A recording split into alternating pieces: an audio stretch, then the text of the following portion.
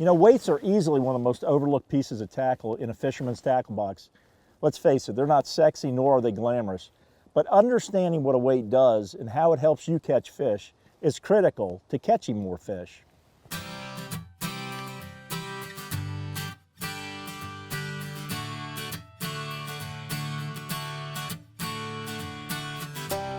You know, bass anglers have literally hundreds of baits to choose from. A successful day out in the water often hinges on picking the right bait for the right situation. Unfortunately, it's easy for an angler to make the wrong choice when they don't fully understand the nuances of rigging and presentations. In this Beyond the Bait video series powered by our friends at Streamlight, I'm going to offer a uniquely technical focus on the best baits for bass fishing. Along the way, I'll try to dispel many of the wives' tales, myths, and misnomers associated with bass fishing. Hi, I'm Dr. Todd Kuhn, editor in Game and Fish magazine. Come along as I attempt to help you put more fish in the boat. Now let's get to it.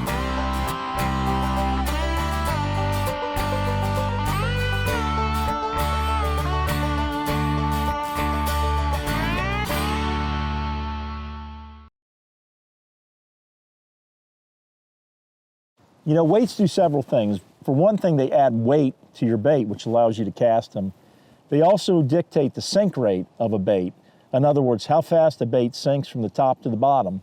They also dictate the depth that a bait goes to. In other words, how deep they go to after they sink.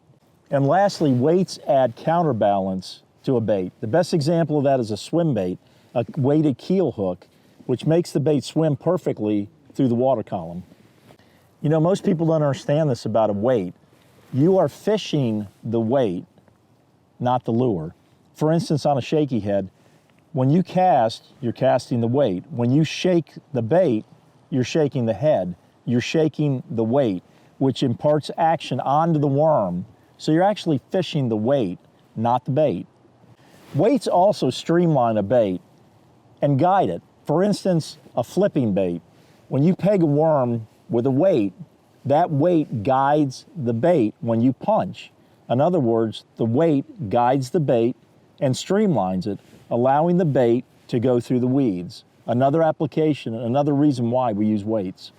You know, for a plastic worm alone, there's any number of ways to rig it.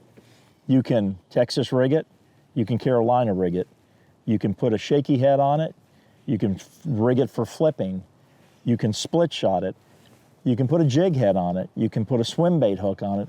In other words, the applications for weights is unlimited, and understanding the applications is key to helping you catch more fish. You know, weighting a worm and rigging a worm with weights demonstrates just how many ways that you can apply weights to a bait. Here I have a regular worm, and I'm going to rig it with a jig head, a weighted jig head, which can be used in open water for swimming a worm when bass are particularly active.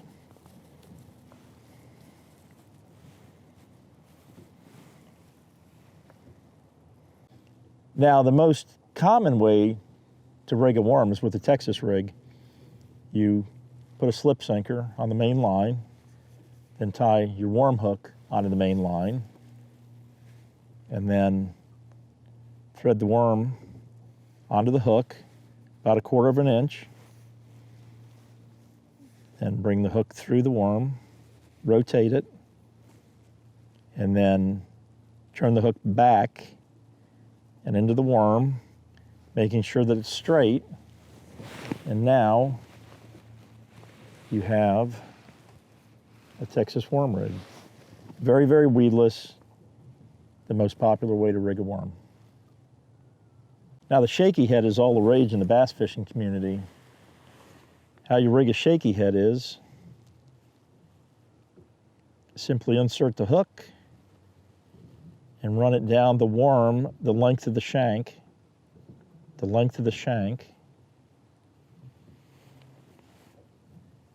then exit the worm, push the worm up on the shank of the hook. And the trick here is to get the worm straight on the hook shank.